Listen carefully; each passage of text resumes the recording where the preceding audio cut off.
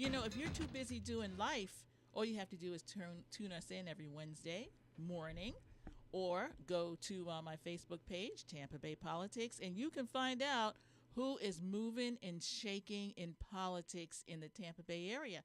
And I am so happy to have with me today the newly elected president of the Democratic LGBTQ caucus. Here's a mouthful. Louis Salazar is with us. Thank you. Nice to be here with everybody. All right. Now, I always start off the first segment of the show with, where were you born? All right. So I was born in Pomona, California on the West Coast. My family moved from there to Arizona where I grew up. Okay. That's where all of my family is now.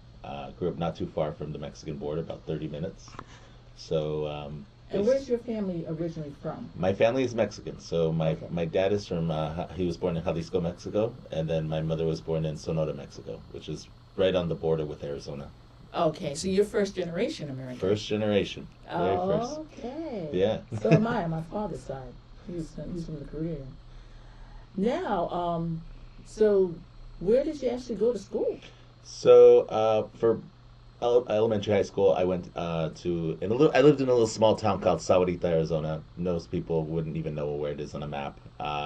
When I lived there, population was probably a little under 2,000 people. My graduating class was 75 to 80 people. So I knew everybody in it. I went from there, and my family couldn't afford to send me to college, so I had to figure it out. Joined the U.S. Navy.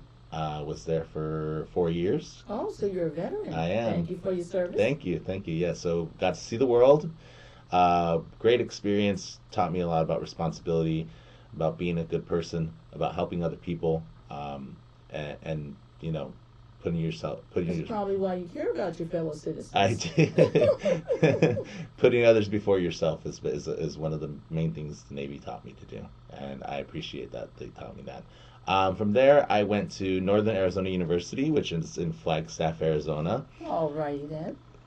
One of the 3 largest universities that we have in the state. And I went there, graduated with a degree in public relations and a minor in Spanish. So. Okay. Are you fluent in Spanish? I am. Okay. So. That's good that you're keeping the language alive. In my household, you either spoke Spanish or you didn't get anything. Oh, that's a way to keep the culture going. Yep, definitely. My mother was very adamant about us learning it. I will say, as a young person, I didn't appreciate it as much as I do now. Yes. It's definitely opened a lot of doors for me, and I appreciate everything. Yeah, being bilingual helps. More Americans need to do that. Mm-hmm. Now, once you graduated college, where'd you end up? After I graduated college, I had some job opportunities. I wanted to leave Flagstaff. It was super cold, snowy, and I was like, I never want to shovel snow again. Most people don't think of that when they think of Arizona, but it happens. It's probably snowing right now, to be honest with you. But I came to Florida. I had a job opportunity in Miami, and I had a job opportunity here in Tampa. Okay. I decided between the two, this would be the best fit since I already had a friend that lived here, and I kind of had a base of operations that I could grow from, and it's taken off since then. I now call this my home. I'm happy to call this my home. I'm very proud of calling this my home. So you've been here since what year? 2015. I arrived in Tampa, so almost 9 years. Oh, okay, yeah. Wonderful. And I don't have any. I've lived in a lot of places around the world. And I've never felt like, hey, this is the spot where I need to live or where I need to be until I came to Tampa, Florida. Really? Yeah. Just felt at home right away? Yeah, I feel like setting some roots here. This is my home, and definitely something that I've never felt before in any place that I've lived, which is awesome. Yeah. Wonderful. Okay, so your first job was what? My first job ever? Your first job after you graduated college. So I worked with the Tampa Bay Rays. I work in public relations. Oh, wonderful so job. I did some social media stuff for them. It was a job that you either have to die, get fired, or retire in order to move up in the organization. So so I decided to move on and try to find something else. I'm a very adventurous person. So one of my dreams was always to either work as a flight attendant or on a cruise ship. I bartended like most college kids, through college and served tables. So I had an opportunity to work on a cruise ship. I did that for about 7 months. Decided that wasn't for me, and then Okay. then I The came. cruise ship life, looks very, It's lovely. it is rough. It is rough. It is not for the faint of heart, and it is definitely a job for the young. I would work 16 hours a day sometime. Woo, that's Yeah, a lot. it was rough. But I came back. Doing that really motivated me to get back into my career. I literally had a conversation with myself, and I said, "You didn't go to college to bartend tables, so it's time to like get yourself going." I ended up finding a company which I work for now. It's called MetaShield. They basically what we do is we help people shop for their healthcare services.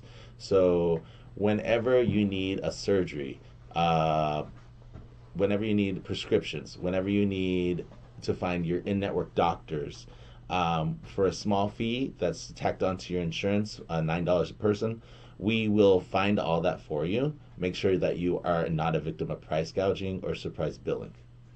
Well, So, after what we heard about people going to Mexico, that's an awesome service.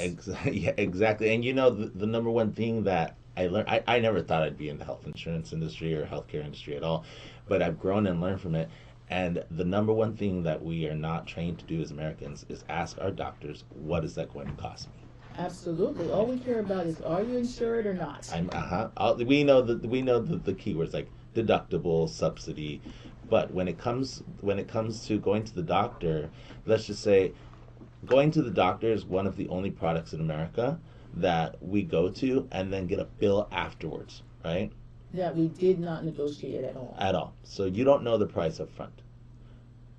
So my company's job is there to fight that, right? To help consumers become More um, conscious. conscious of their health insurance and be educated of how their health insurance works. Because the number one thing that I've always heard from anyone that buys health insurance is this health insurance sucks, right? With the one exception. Yeah. Medicare. There we go. Okay, because I'm the Medicare lady, and I can tell you that most clients can't wait To get on it, to be happy with to it. get on it, because at age 65, Mm-hmm. as long as you've had at least 10 working years and paid into your FICA taxes, you get to age into Medicare, and it's still one of the greatest plans ever made when it comes to Medicare. It is, but under 65, over 65, our product works for everybody. But under 65, there is this group of people that, when we talk about healthcare in America, this group of people under 65, which is the middle class, people that work every day, Absolutely. that are being gouged, are being given crappy healthcare, and not taught, With big deductibles. not taught how to use it, right? Yes. So that's what we do. We help people learn, so they can avoid the headaches. So the average person listening right now, how will they get hold of you? So the name of our company is called MetaShield. Our phone number How do you spell that? MEDISHIELD. Okay. The main phone number you can reach us at is 833-667-4831 extension 3.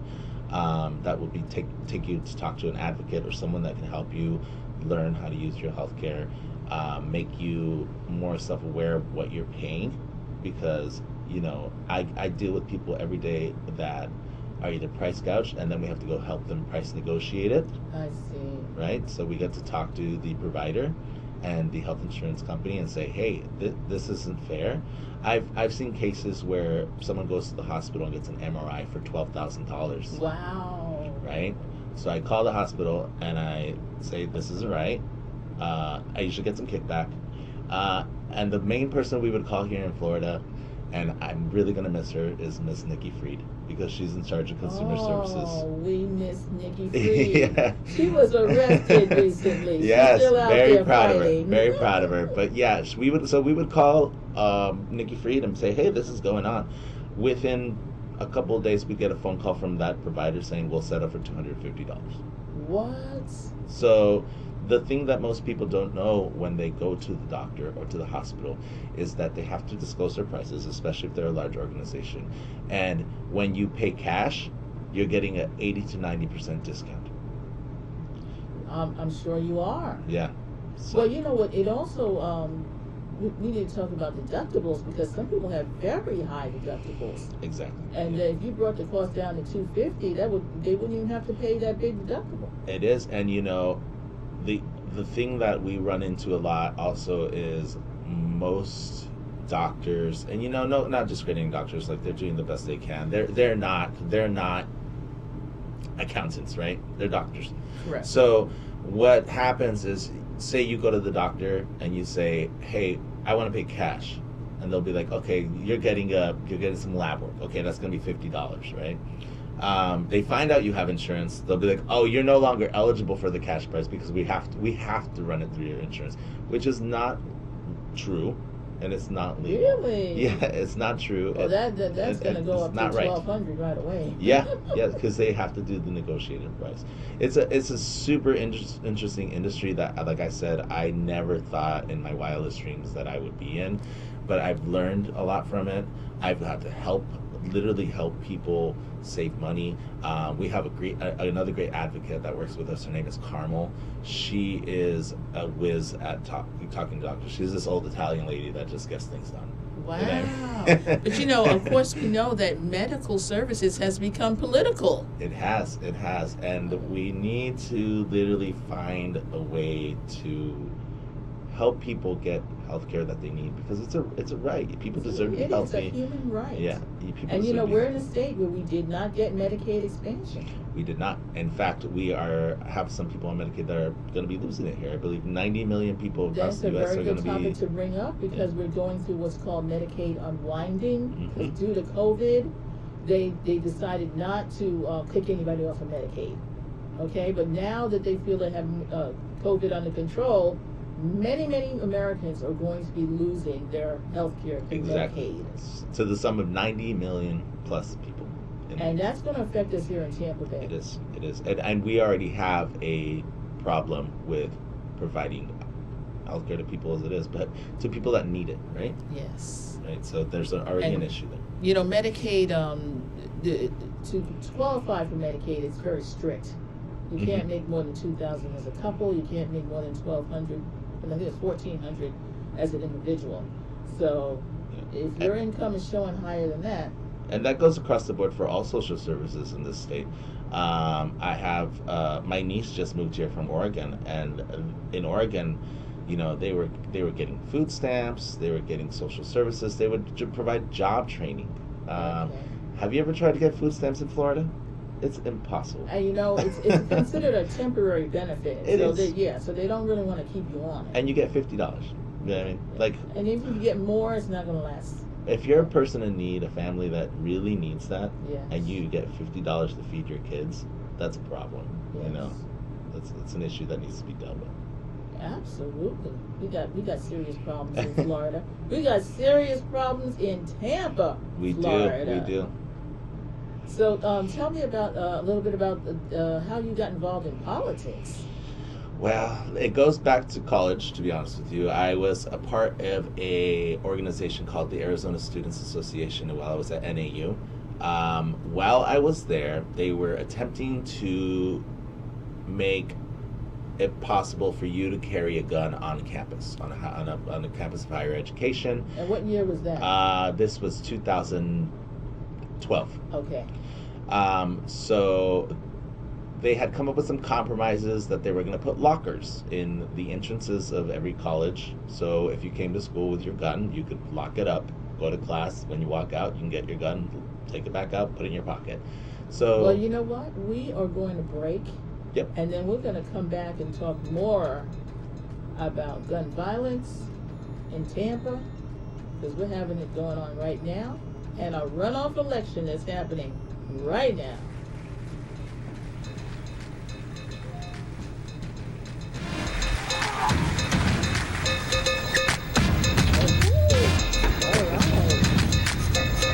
Hi, it's Angela Birdsong, and I want to recommend highly that if you're an attorney, that you get a quote for errors and omissions insurance from Sam Cohen at Attorneys First.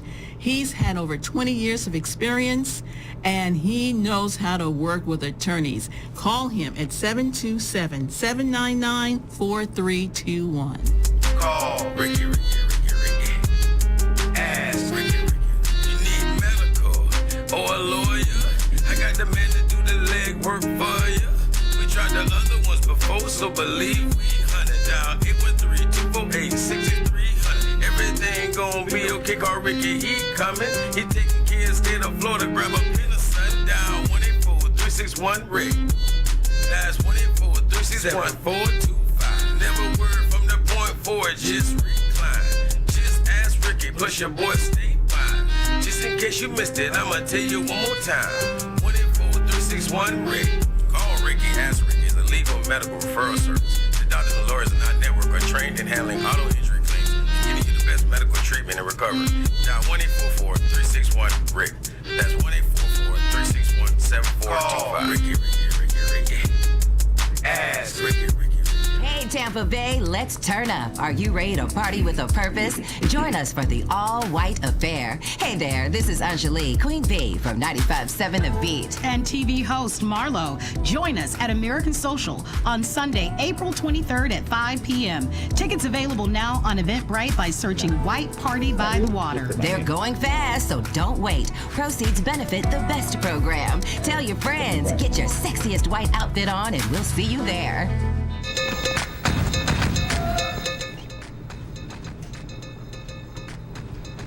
Hello. If you are just joining us at Tampa Bay Politics, I'm so happy to say that in the studio today we have with us the newly elected president of the Democratic Caucus, LGBTQ Caucus, and his name is Luis Salazar. Okay, so Luis, tell us a little bit about the Democratic Caucus that you're representing today, because we have many Democratic caucuses: women, Black Caucus, Hispanic Caucus. So tell us a little bit about the LGBTQ Caucus. So the Hillsborough County LGBTQ plus Democratic Caucus is a grassroots organization. We're all volunteers. We hold our meetings every second Wednesday of every month. This Wednesday, April 12th, we'll be at Flocal, which is a restaurant off of Florida. Oh, spell that. I don't know that one. Flokal. So Flocal, or I believe that's how you say it. Okay. But we will be there this Wednesday. What time did you say? 6:30. 6:30. 6:30. Okay. So our organization fights to get Democratic leaders elected that support our community and show up for our community. We are in a battle right now, especially with, I'm going to say at every level, not at the state level, but every level, locally, state, school boards, where things are regressing to a state that is scary. It is. It's scary. Because they come after LGBTQ, then they're going to come after Black people, and they're going to come after, Democratic people. I mean, it's just, they have a hit list out. They do. And if you look at it, and if you look at the current situation, they already came after women. Yes. They're coming after us. Who's next? Is it going to be immigrants? So the people that pick your food, the people that make that happen, that go to the fields and get your oranges, your apples, keep this country running, keep food on the table. Keep food on the table. The Black community, they're coming after them for educational purposes, trying to restrict access to what you learn, to American history. Yes. Yes. It is real. Just because it's something that doesn't fit your moral standards doesn't mean that it didn't happen. Well, they're taking us back. They're taking us back. Yes. And this has always been the agenda. I think so. And it's across the board throughout history. How can I say this? It's the way you keep poor people poor is restricting their access to education, access to health, and their access to voting. And that's all three of those things are happening right now, across the board, across the country, especially in our neighborhoods. And it's something that we, as an organization, feel that, if they come for us, they're coming for all of us. That's right. right. We need to stand up for women especially, because we need more women leaders. We need more women to stand up and be able to have a voice at the table, right? So that's happening, but we need more of it. We need more. Yeah. Now, as far as the school board goes, DeSantis has decided that he is going to target all progressive or Democratic-leaning school board members. He targeted Karen Perez. Thank God we were able to keep her.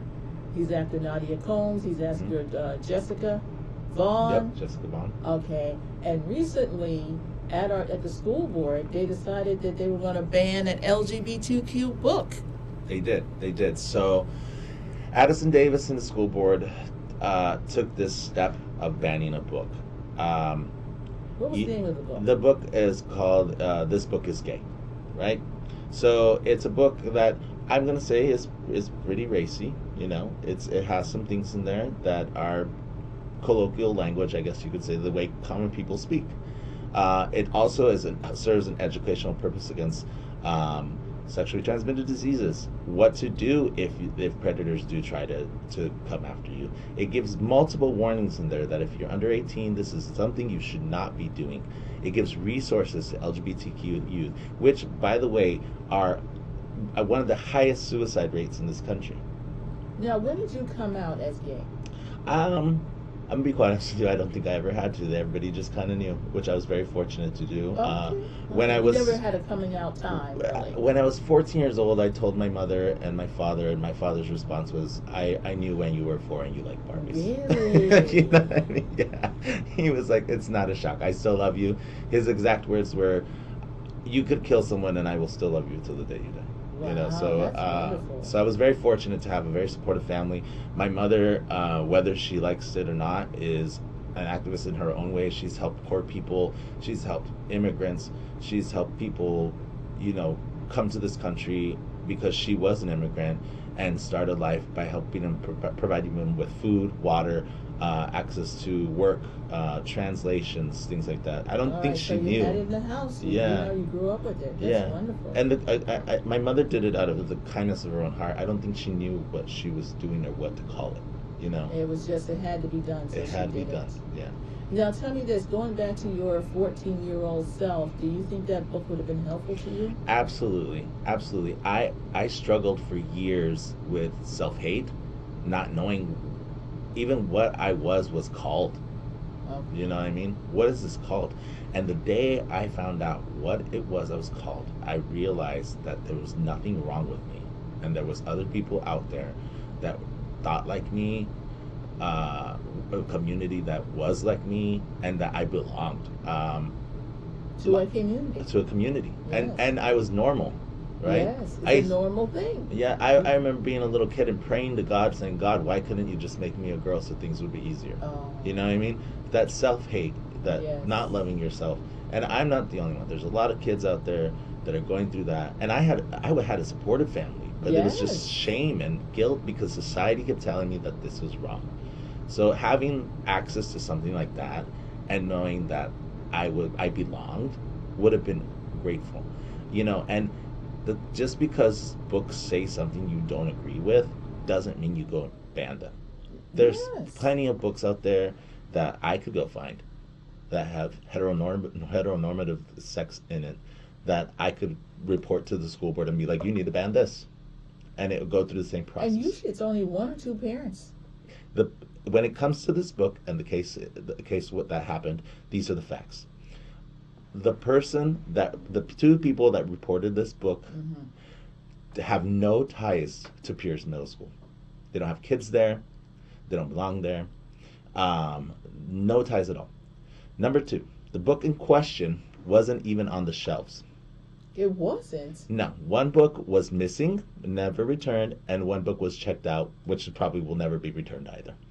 So we're causing all this fuss. Addison Davis and the school board got together, all this fuss, allowed people from Republicans to come there and call the LGBTQ community mentally ill, groomers. They called us child abusers and pedophiles. Wow. So that was done. That was real. And if no one believes me, it's on video. You can go watch the meeting online. It happened. So You know, I'm a very fortunate person that I'm born and raised in New York City, where people are born gay and they're born straight, and we just live with it. yeah, And we actually appreciate gay people. and You know, it's part but of the community. you come out of some of these major cities, and right away it's a very backwards mentality, It is, and it's sad because, and they're taking advantage of that. and I want people to know that LGBTQ plus community, the LGBTQ plus community, are not predators, or we're not the boogeyman to come out and get you. We're literally just other human beings trying to live free, just like you, paying our taxes, trying to buy homes, trying to raise kids, trying to go to work every day, just like normal human beings. Absolutely, You know? and you know, I have never run into any gay people who are working every day, contributing to society. I mean, they're about business. They are, yeah. And you know, I mean, I could be wrong with this, but I've never been to a rally that turned violent that was LGBTQ. Okay. I mean, it's all about love. It is. I mean, if you go to a pride parade, I mean, everybody's having fun. I mean, there's no issues. Yeah. Even our pride here in Florida, because of these new laws, trying to ban drag shows, Yes. you know, they lost out on funding because of it. Who did? Pride. Tampa Pride. Okay. They lost. There's articles about it. They lost funding because of it. You know, they were forced to. Here in Tampa? Here in Tampa, they were forced to make drag shows in areas that were fenced off, like we were doing something wrong or was something dirty. Make it 18 and over because of laws that are being handed down and prejudice and bigotry that's being That are expressed. coming down from Tallahassee. That's coming down. And Governor DeSantis. And these are, I know a lot of drag queens and entertainers. These are functional members of our society that fight for people more than themselves, to make it a better place. These are the people that when I was growing up, drag queens were like moms. Okay. You know what I mean? They made sure you got fed. They made sure nobody messed with you, or else they'd be coming at you with razor blades and lemon juice. Because Wow. they were the protectors, and they still are. And these are also the people that fight for our rights. You know, Pride. Most people, I don't know if they know or not. The reason we celebrate Pride is because one trans person in New York at the Stonewall Inn decided to say no more. Right. That's why we celebrate it on that day and what Pride is all about. Most people like to party and do all that stuff, but the real reason for Pride was one trans woman said, not anymore, this is enough. One black trans woman, mind you, Yes. said no more, and went after people and said, this is enough. And look how New York has changed. Yeah. I mean, in New York, we appreciate gay people. I mean, they're the designers, they're your hairstylists, they're in television. I mean, we could not do without gay people in New York. No. Okay. We're also Broadway. We're also the educators. I mean, That's true. I have dozens of gay teachers. May I ask a question, please? Yes. Oh, who are you? I am DJ CEO. Also known as Daryl Johnson, Daryl the Johnson. president of In Touch News. I just got a question. What age do you think it's appropriate for a child to learn about Being gay. being gay? If you ask the state of Florida, 6th grade. For me, For you? my mother spoke to me about being not being gay, but about sex and stuff like that when I was probably in 4th or 5th grade, because I know we all like to turn a blind eye to it, but if you don't talk about it, kids do get molested. Kids do get hurt. They need to know that if something is happening to them, they need to speak up. And if you just avoid the whole situation, it gets worse, it gets dark, and it gets ugly. Right? So the state of Florida says 6th grade. 6th grade. How old are you? What, we 15? How? No. When you're in 6th grade, I want to say you're probably 11 or 12, right? Yeah. Okay. So you're there. That's the Yeah. end of middle school, right? It's middle school. 6th grade is the beginning Yeah. of middle school, I believe. Beginning of middle school. I grew up in Arizona. We learned about sex education in 5th grade. I Okay. remember when I was in school, and even that was a struggle. You know, like when do you learn? And I understand that parents have a choice. Parents do have control over what their kids learn. But if you don't want your kid learning something, don't let them learn it. That's your choice. But don't restrict other people's access to education. I mean, really, Yeah. if it's a book on the shelf, don't take it off the shelf. That is. And this is the book that was trying to be banned also. That's the other thing. It's not required curriculum. It was literally a book on a shelf. And this is just a gateway. mind you. They were supposed to ban it just at Pierce Middle School. What ended up happening, they all a majority of them voted to ban it across all middle schools. The next thing that's going to happen is going to be banned at every school in the school system, and then at the public library. So that's what's coming. So this is a book that is not required reading. Not required reading, no. But they say it's being banned for middle schoolers to read. Correct. And they don't even use the word banned. They use removed. So they're really kind of taking away our freedom to choose. Correct. Okay. You as a parent should be allowed to say, hey Johnny, I don't want you to read that book. Right. You know what I'm saying? But that's another thing Jessica Vaughn brought up in the meeting that I believe was very smart. The school... And Jessica Vaughn is one of our school board members. Correct, yes. She said, if you're going to have these books on the shelf, I as a parent should be able to say, hey, I don't want my kid Johnny reading this book. Can you make sure he doesn't check it out? There should be something in place that says like a rating system, Yes. So that I get it. You know what I mean? I'm not... By not doing that, we're going to be accused of shoving our lifestyle in people's faces, right? But that is not who we are. That's not what we do. We are literally just human beings trying to get through in the world just like everybody else. And this is all a part of fear mongering. It is. And it's not. Gay people live a very not good lifestyle. They are not trying to be pedophiles. They're not trying to groom kids. I mean, do we go and ask people, are you straight? Are you gay? What do you do sexually, in your free time? I mean, they don't do anything out of the ordinary. They know to marry people and have relationships. Yeah. I grew up not ever thinking gay marriage was going to be even a possibility for me. Right? So when gay marriage got legalized, I was like, I'm witnessing history here. Like, this is something I literally said never, not in my lifetime. Yes. And it happened. So change is possible. And you know why it happens? Because you vote. Exactly. All right? And then we're going to break now, but we're going to talk about voting in the Tampa Bay area. We got a big problem. Yeah, we do. That we got to fix.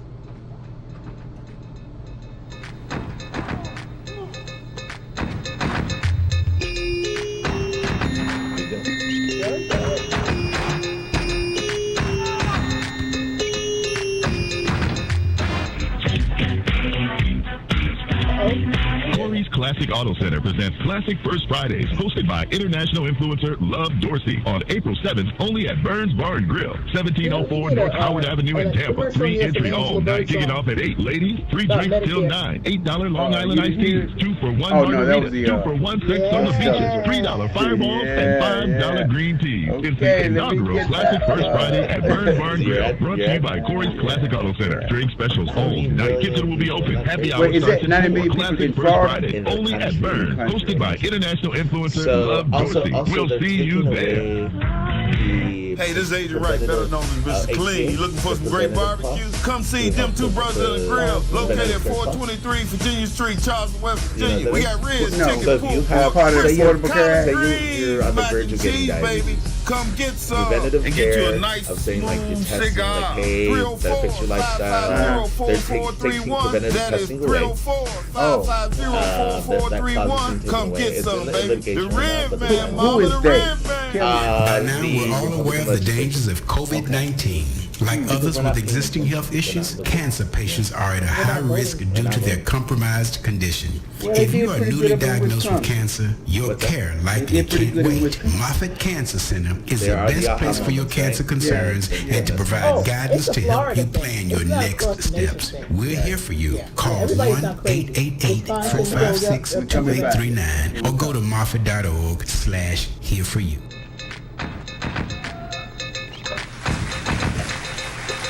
Okay, just in case you're just tuning in, I'm so happy to say that in Tampa Bay politics, first of all, I'm your host, Angela Birdsong, and with me in the studio, I have the newly elected president for the LGBTQ Democratic Caucus, Mr. Louis Salazar. All right, we're so happy you took the time to join us.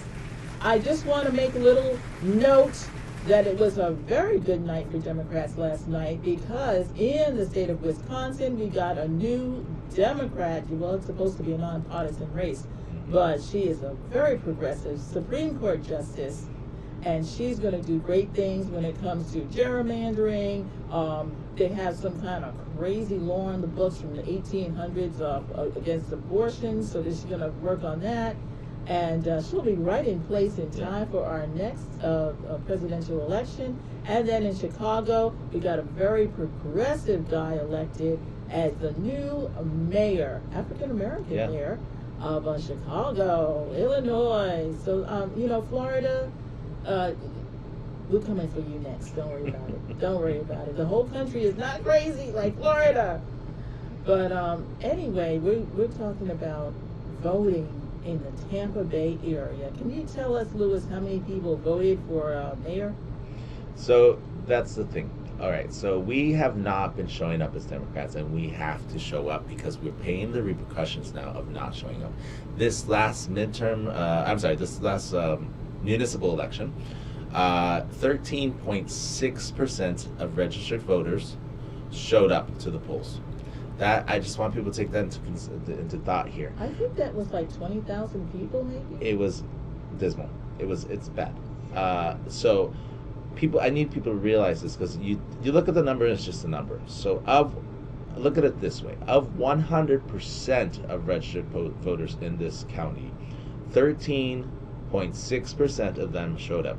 That's 13.6% of people that will decide how your roads get fixed, how you will get clean water, access to education, or access to health, access to transportation, how the buses run, affordable housing. Affordable housing. So all 13.6% of the registered voters showed up and said, I care, and I'm going to decide how this election is going to go.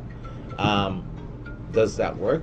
No, because now you have another 75% or more people that are going to not be happy. But if you don't participate, if you don't show up, you can't complain. You really can't. And it's local elections, and these local elections that are happening right now are so important. Every election is important, but these elections are the ones that affect you and your everyday life the most. Right? How you get to work, how the roads are going to be when you get to work. Who's going to have what bathroom where. That's right. What book is going to be in your child's school? Yeah, and that's more up to the school board, but it's showing up to these elections. We need them to show up to all local elections. It is. County commission, school board. Correct. And this April the 25th, which is coming up quickly, there is a runoff election. We are in an election cycle right now, which most people in the city of Tampa, I can guarantee you, do not know that they need to show up to vote. I do. I get a lot of questions because we as the caucus have been promoting, getting people out to vote, educating people that there's an election happening, right? Because we need people to show up to the polls. It's important. The state of Florida is making it even harder for you to vote. We call that DeSantis voter suppression. Voter suppression is happening, right? It's happening. So if you were signed up for vote by mail ballots after the last midterm election, you had to sign up again, right? So when I'm knocking on doors or talking to people, they're like, oh, I'm already getting my vote by mail ballot. I get it every single time. Actually, you're not. If you don't request it, you ain't gonna get it. You have to request it again, and people don't believe me when I tell them this. It's like they feel like I'm not speaking the truth, and it's real. It's real, and the vote by mail ballot thing is the most safest. It's the most accessible way to vote.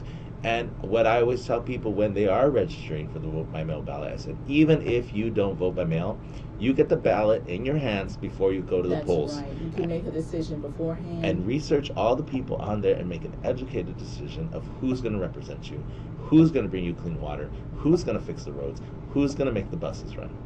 Let me tell you, in the last election, there really wasn't a mayoral race because we knew that Mayor Castor was going to get in. But we lost Orlando Goods who was a sitting city councilman by 75 votes. He's going to be replaced by a woman who is going to be a check mark for the mayor. Is that what you really want?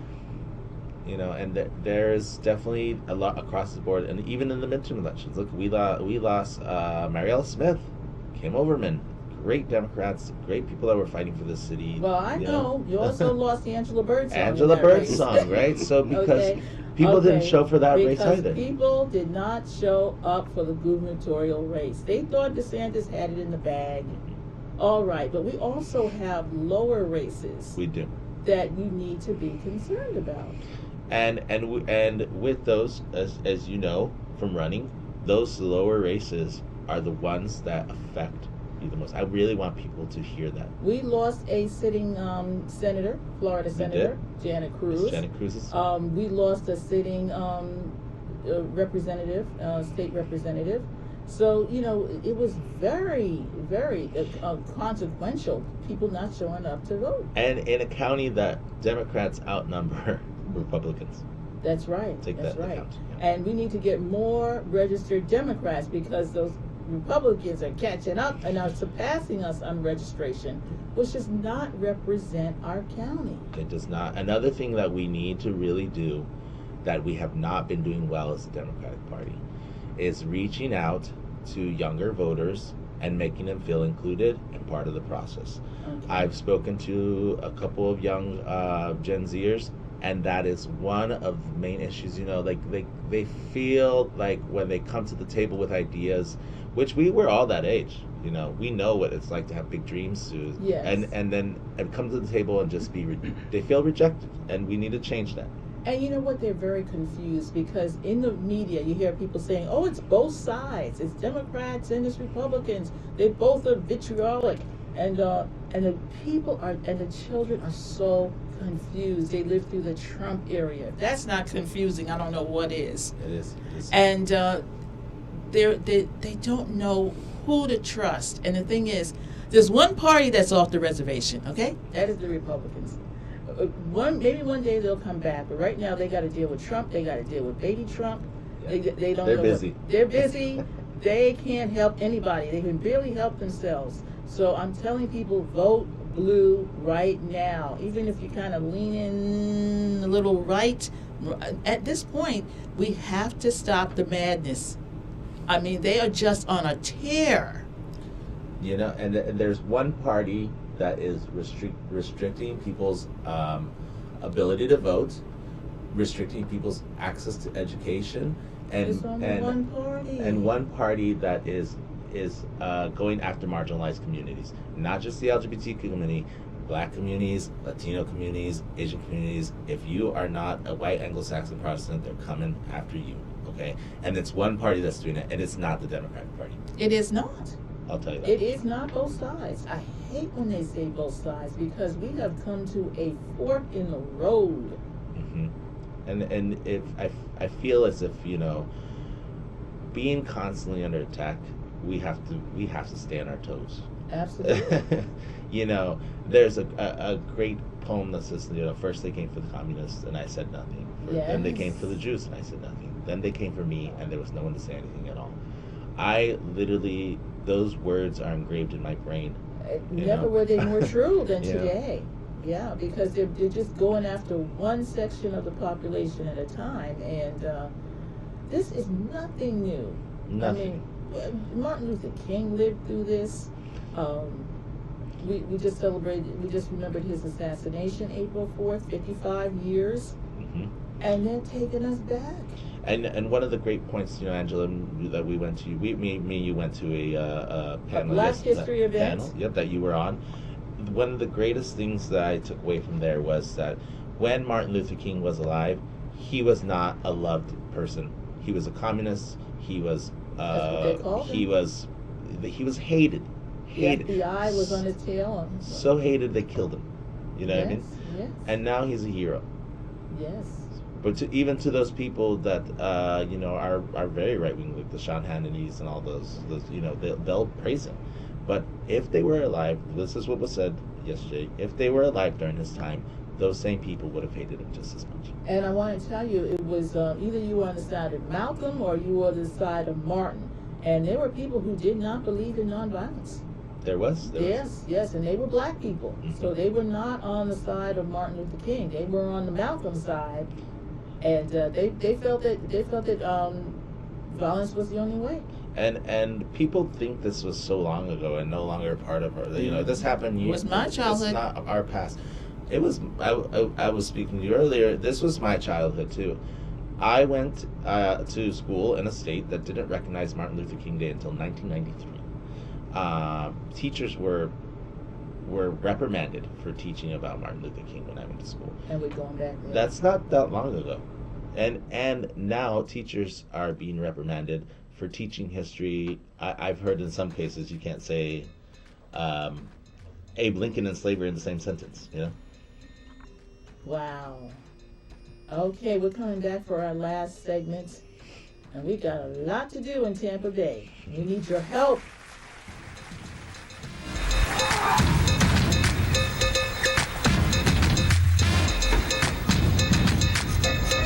Hi, it's Angela Birdsong, and I want to recommend highly that if you're an attorney, that you get a quote for errors and omissions insurance from Sam Cohen at Attorneys First. He's had over 20 years of experience, and he knows how to work with attorneys. Call him at 727-799-4321. Hey, Tampa Bay, let's turn up. Are you ready to party with a purpose? Join us for the all-white affair. Hey there, this is Anjali, Queen Bee from 95.7 The Beat. And TV host Marlo. Join us at American Social on Sunday, April 23rd at 5 p.m. Tickets available now on Eventbrite by searching White Party by the Water. They're going fast, so don't wait. Proceeds benefit the best program. Tell your friends, get your sexiest white outfit on, and we'll see you there. Oh, yeah, near Jackson's. That's right. Great. That's right. Yeah, it's really good.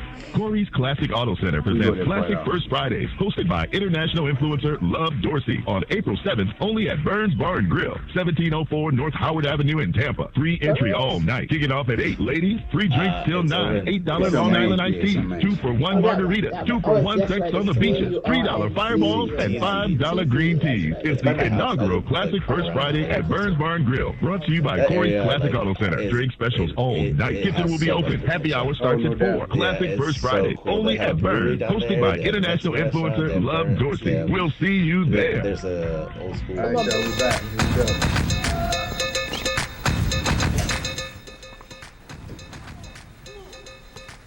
go. All righty. This is Tampa Bay Politics with your host, Angela Birdsong. And in the house with me, I have the newly elected president of the LGBTQ2, that's a mouthful, caucus, Louis Salazar.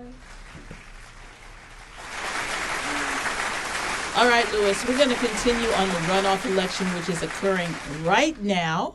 Who's on the ballot? So we have Sandra Bookins, Alan Clendenin are running against each other. We got Robin Lockett and Maniscalco. Yes. Are coming together, yes, right? Yes. Because you know what, he almost won. He got 47%. So so if you don't get 50, you have to go to the runoff. So he's running against Robin Lockett, who got about 20%. And then we have Hoyt Prindle, who's running against Charlie Miranda. That's going to be an interesting race. Charlie Miranda's run like 9 elections, and he's like 80 years old. But since 1971, I believe, is when he started, right? Then we have Janet Cruz and our endorsed candidate. There's the hot Lynn ticket Hertag. Hertag versus Cruz. That's going to be a hot one. There are a lot of people who do not know that Janet Cruz is the mayor's mother-in-law. It is a fact, and if they don't know, they need to find out what's going on. Yes, it's a hot race. You need to know. Yeah. That this is a little bit of nepotism here, wouldn't you say? It can be seen as that, yes. Lynn Hertag and Janet both applied for endorsement from our caucus. Our process, which you as a candidate have been through, our membership chose that Lynn Hertag would be the best candidate. So you have endorsed Lynn Hertag. Yeah. One of the main. And why did you do that? One of the main reasons we endorse Lynn Hertak is, okay, so our process requires an application which was turned in on time, which she did. She also showed by showing up for our community. One of the things that Lynn Hertak said while addressing our caucus, and I don't know if a lot of people know this, but shows her commitment to our community and respect to our community, is when she got married, she didn't do it in the state of Florida because marriage equality was not a thing here yet. So her and her husband flew to New York to get married because it was legal there. You know, putting your actions into words like that when it affects your personal life, for someone that you don't have to. And just to say, Lynn Hertak is not gay. Is not gay. No, she married her husband, and but they just felt that strongly. They felt that strongly, and you know, when you do that, when you are not, you don't have. She didn't have to do that. That means a lot to stand up for the community like that. She also has a wonderful past of being, you know. Wait a minute. What did I miss? You said she's not gay. She is not gay. But she had to fly to New York to get married? She did not have to. She did not have to, no. She flew to New York to get married there because marriage equality was legal there, but not in the state of Florida. Okay, and who she married was male? Was a male, yes. Okay. She was a cisgender woman. It was just a symbolic. Protest. Yes, it was symbolic. Okay. You know, so no, when someone does that and doesn't have to, that means a lot. You know, that was one of the things that really hit are the members of our caucus. You know, when we do endorsements, a lot of people think that I'm like the leader, the president at the time is the person that decides, oh, we're going to endorse that person or not. It's not how it works. This is a democracy. It goes up to the membership. The membership decides who's going to be endorsed. You know, we have an application process that the candidates go through, and you know, if you don't like that, how that is, it's much like voting. You need to show up to the membership meetings. Yeah. You need to be involved. You need to read those applications. If you feel strongly about someone or something. And you can join the caucus even if you're not gay, right? Absolutely. We are open to anyone and everyone. We have plenty of partners in the Tampa Bay area that we work with. One of my favorites is the Tampa Bay Abortion Fund, who is an awesome organization helping women get health care. We also did some voter registration stuff with the DEC, you know.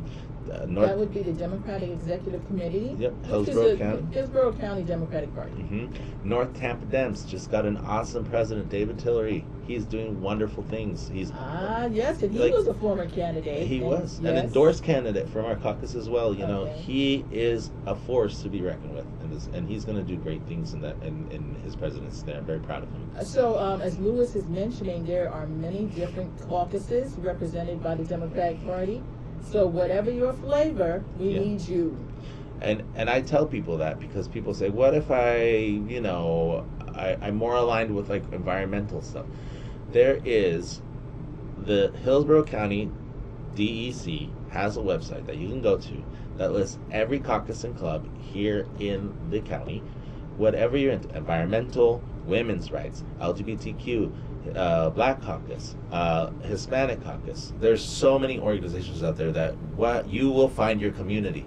Yes. It's there. We just want you to be there and get involved. Be involved. Whatever your passion.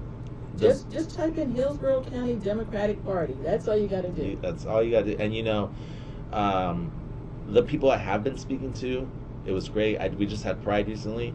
Yes. I spoke to a lot of people walking by. You know, who are you? What do you do? I just felt such energy, like finally something. The young people want to get involved, but when they get to the table, we have to welcome them, right? We're not the all-seeing young eye. People, come on. And we want you. Also, I remember what it was like to be in college, to be broke, to have no transportation, and USF for you and me is 15, 20-minute drive.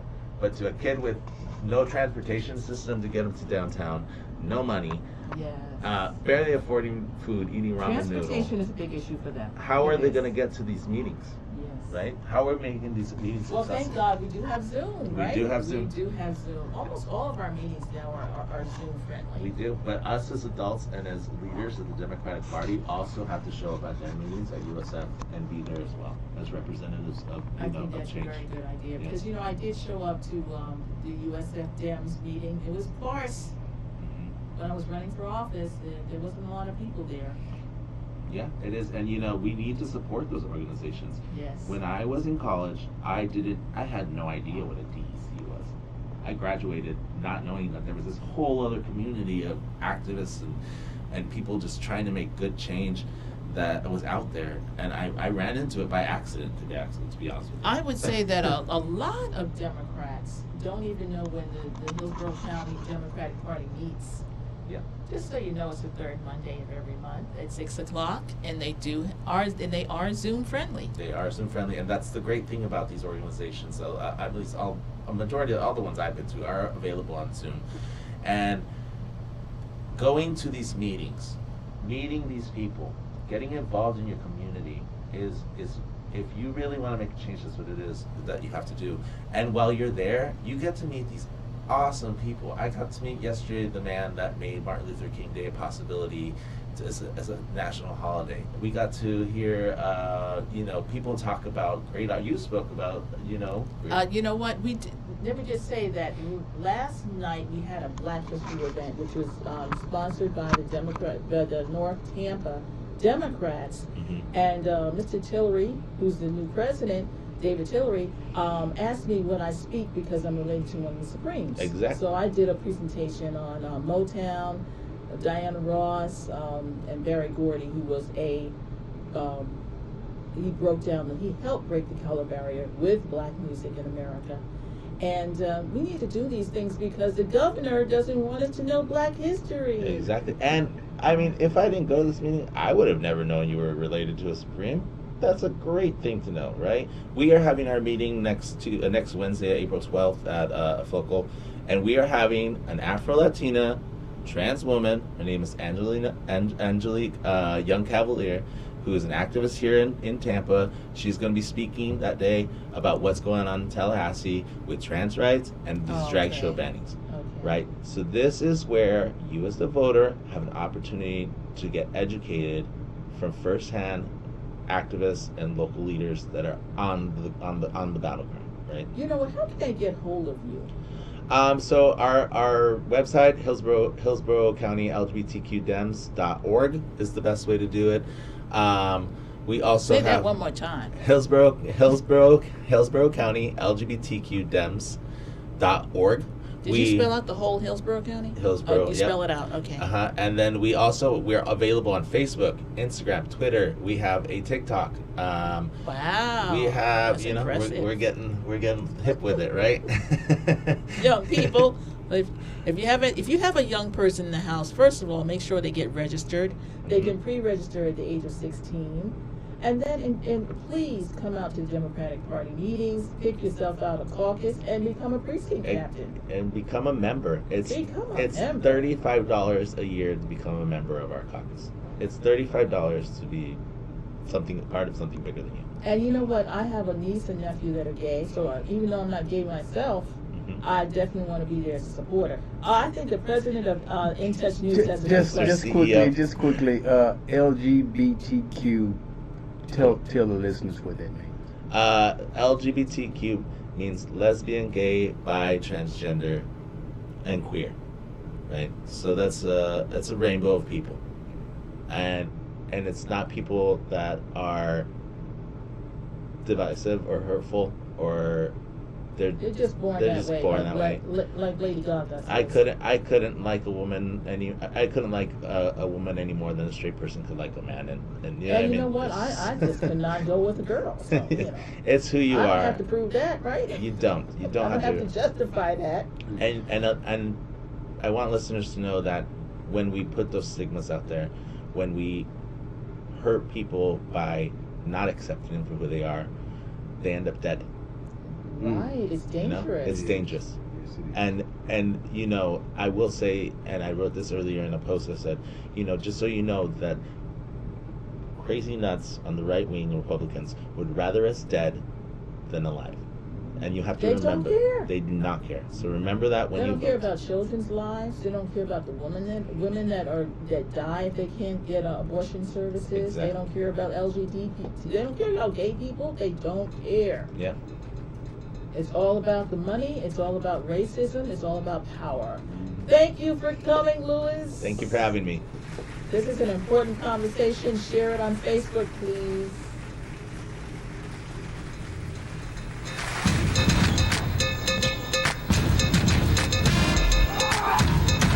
There you